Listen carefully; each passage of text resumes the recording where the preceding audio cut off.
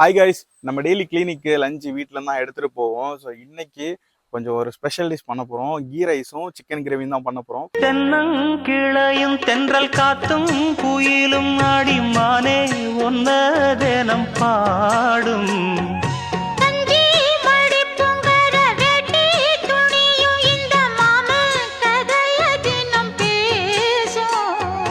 பொள்ளாச்சி சந்தையில கொண்டாந்த சிலையில சாயம் இன்னும் விட்டு போகல.